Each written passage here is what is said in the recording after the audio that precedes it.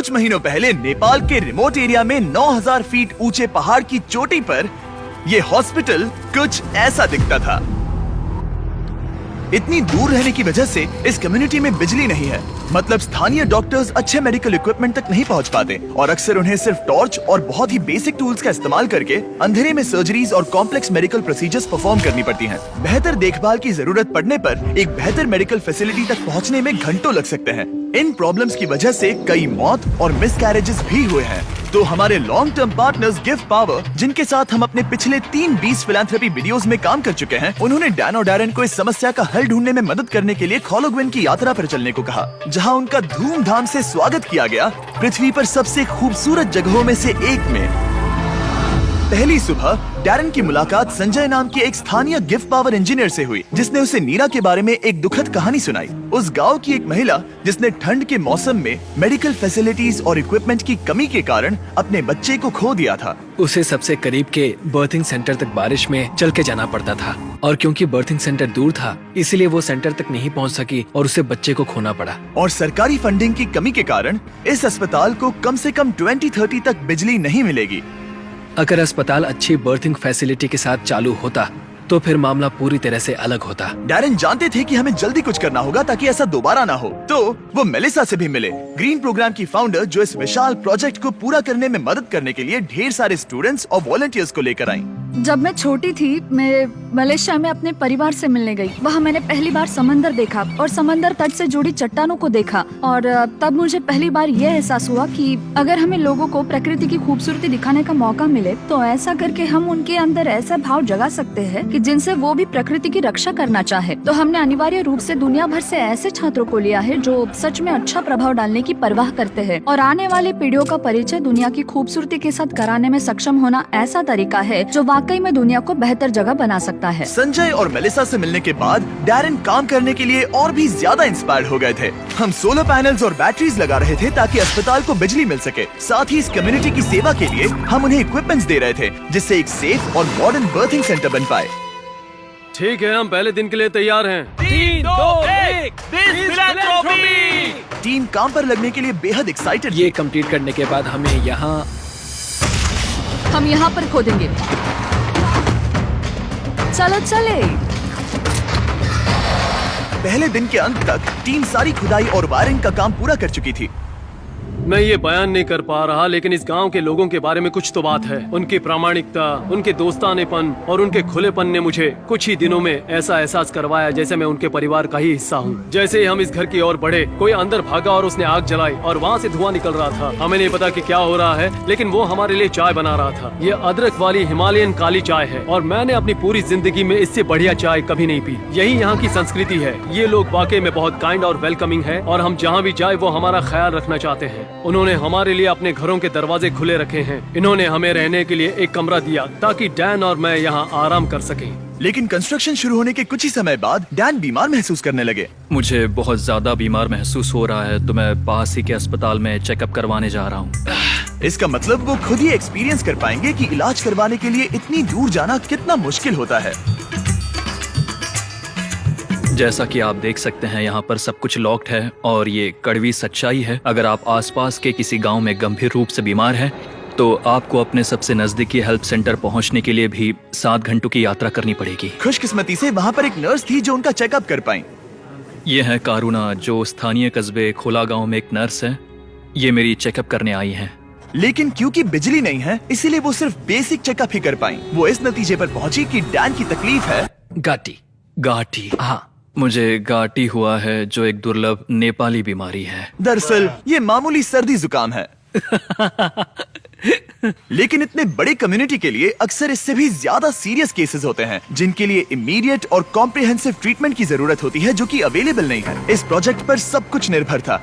Team पहले से ही दबाव महसूस कर रही थी, इसलिए जब तक डैन आराम करता, टीम ने काम जारी रखा।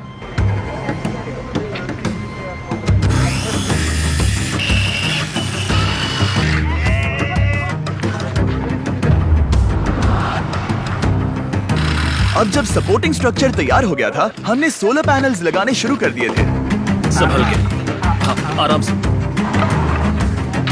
टीम की कड़ी मेहनत के कारण हम स्केड्यूल के आगे थे, तो डैरन ने संजय के बारे में और जानने के लिए समय निकाला। जब मैं ऊपरी हिमालय में काम कर रहा था और उपकरणों की मरम्मत कर रहा था, तो हमें पता चला कि इस गांव में बिल्कुल भी बिजली नहीं है। और जब हम यहाँ पहुँचे तो मैंने देखा कि एक बच्चा सोया था और वहाँ एक लकड़ी के बॉक्स में आग लगाई गई थी। और मेरे दिमाग में अचानक आया कि इस तरह के उपकरण हम भी बना सकते हैं। और उसके बाद मैंने यहाँ नेपाल में एक टीम बनाई और फिर हमने एक बेबी वॉर्मर बनाया, और हम इसे नेपाली में न्यानो न्यानी कहते हैं, जिसका मतलब है एक गर्म बच्चा। न्यानो नानी इतनी सफल हुई कि इसने यूएसए में पीपल्स चॉइस अवार्ड जीता। मुझे लगता है कि ये मेरे लिए एक सपने के सच होने जैसा है, क्योंकि मेरा लक्ष्य इस तरह के वॉर्मर का निर्माण करना और लोगों को जागरूक करना कि इस तरह के रिमोट एरियाज में हॉस्पिटल्स का क्या महत्व है। सिंपल मेडिकल इक्विपमेंट से जान बच सकती है, ये समझने के बाद डैरन ने 10 और बेबी वॉर्मर्स खरीदकर संजय को सरप्राइज किया, जिन्हें वो इस तरह के बाकी कम्युनिटीज को डोनेट कर सके। संजय, मैं तुम्हारे पास से 10 और बेबी वॉर्मर्स खरीदना चाहता हूँ, और तुम इन्हें जिस भी हॉस्पिटल या कम्युनिटी में बांटना चाहते हो वहाँ बांट सकते हो। तुम्हारा बहुत बहुत शुक्रिया डैरन, ये मेरे और मेरी टीम के लिए बहुत मायने रखता है। Thank you so much.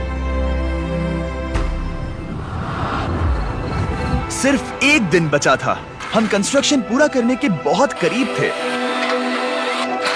और पूरी टीम आखिरी सोलर पैनल पर साइन करने के लिए एक साथ आई।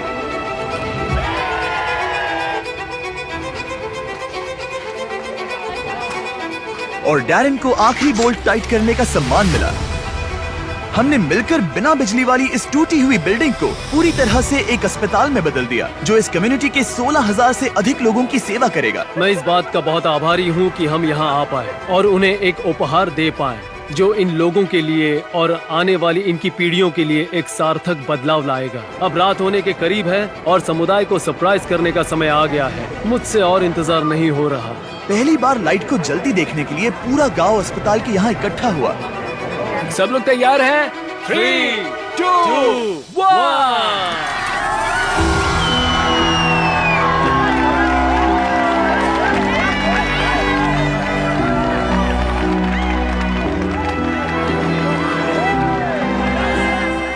किसी कम्युनिटी में पहली बार रोशनी जलते देखना एक बहुत ही खूबसूरत एहसास है, और इससे इस समुदाय के साथ शेयर करने में मुझे बहुत अच्छा लगा। अगली सुबह संजय ने नीरा को वापस अस्पताल बुलाया ताकि वो उसे अपने बेबी वॉर्मर्स के साथ सभी नए इक्विपमेंट्स भी दिखा सके। आज उसके अंदर एक उम्मीद जागेगी कि जिस दौर से वो गुजरी, उससे किसी और को कभी गुजरना नहीं पड़ेगा। वो इस बर्थिंग फैसिलिटी के लिए बहुत खुश है। आखिरी सरप्राइज से पहले मैं इस वीडियो के स्पॉन्सर्स को थैंक यू कहना चाहता हूँ। दुनिया का सबसे टेस्टी स्नैक, नहीं फीस्टेबल्स नहीं, केलॉग्स, सिर्फ अभी के लिए क्योंकि वो हमारी मदद कर रहे हैं। आज से 31 जून 2024 तक केलॉग्स माइनक्राफ्ट के साथ मिलकर आपको इस तरह के exclusive character creator items free में दे रहे हैं, जैसे कि एक कैमल हैट, एक एक्सोलॉटल हैट और एक cherry blossom dress. In game इस्तेमाल करने के लिए केलॉग्स सीरियल के स्पेशली मार्क्ड बॉक्सेस को खरीदने पर, जैसे कि ये Kellogg's Fruit Loops, Frosted Flakes, Apple Jacks और कॉर्न पॉप्स। गोल है तीनों कैरेक्टर क्रिएटर आइटम्स को जमा करना, और इस सब के साथ साथ माइनक्राफ्ट और केलॉग्स ने आर्बर डे फाउंडेशन के साथ पार्टनरशिप की है। आर्बर डे वही फाउंडेशन है जिसकी मदद से हम टीम ट्रीज बना सके, और वो यूएसए में जरूरत के कारण 2.5 लाख पेड़ लगा रहे हैं। ये कमाल की बात है। और जानने के लिए डिस्क्रिप्शन में दिए गए लिंक पर क्लिक कीजिए, सारे टर्म्स और कंडीशंस देख लेना। ओके फीस्टेबल्स, इसके लिए माफी चाहता हूँ, लेकिन लोगों की मदद के लिए करना पड़ता है। थैंक यू केलॉग्स वीडियो को स्पॉन्सर करने के लिए। अब वीडियो कंटिन्यू करते हैं। संजय से बात करने पर हमें पता चला कि भले ही वो नेपाल से हैं, लेकिन वो कभी एवरेस्ट पर नहीं गया, और इस विशाल पर्वत को देखना हमेशा से उसका सपना रहा है। इसीलिए आखिरी सुबह हमने उसे एक सुनहरे मौके के साथ सरप्राइज करने का फैसला किया। हम एवरेस्ट के इतने करीब आए हैं तो वहाँ जाना तो बनता ही है। हम संजय को एवरेस्ट पर वहाँ तक ले गए जहाँ तक हेलीकॉप्टर हमें ले जा सकता है। हवा की कमी के कारण डैरन, डैन और संजय वहाँ सिर्फ 2 मिनट ही बिता सके, क्योंकि उसके बाद उन्हें ऑक्सीजन की कमी से हाइपोक्सिया हो सकता था। डैरन और मैं आज तक कभी एक साथ इतनी ऊंचाई पर नहीं आए हैं। मुझे तो यकीन ही नहीं हो रहा। एवरेस्ट को देखकर संजय भावुक होकर अपने घुटनों पर आ गया। मैं बहुत खुश हूँ। यहाँ आना मेरे लिए एक सपने की तरह था। और एक बार फिर से मैं हमारे पार्टनर्स गिव पावर और ग्रीन प्रोग्राम को ये सब के लिए शुक्रिया करना चाहूंगा। ऑब्वियसली ये प्रोजेक्ट बनाने में बहुत मेहनत लगी, तो अगर आपको इसके बारे में और जानना है तो डैन ने इसका बिहाइंड द सीन्स वीडियो बनाया है, जिसका लिंक डिस्क्रिप्शन में मिल जाएगा। 20 फिलैंथ्रोपी शूट्स पर पर्दे के पीछे ये सब होता है। मजे करो। इसे ऐसे क्लैप करो, समझे? मैंने देखा है कि आप वीडियो खत्म होने से पहले ही चले जाते हो, तो इस बार बैकग्राउंड में कैट वीडियो चलेगा। ताकि मैं बोलता रहूं और आप बस सुनते रहे। इस वीडियो से आने वाला एड रेवेन्यू और जनरल रेवेन्यू दोनों का 100% बीस फिलैंथ्रोपी को जाता है। तो इस वीडियो को देखने से ही आप लोगों की मदद कर रहे हैं। प्लीज जाकर और वीडियोस देखो और अभी के अभी सब्सक्राइब करो, या तुम्हें लोगों की मदद नहीं करनी।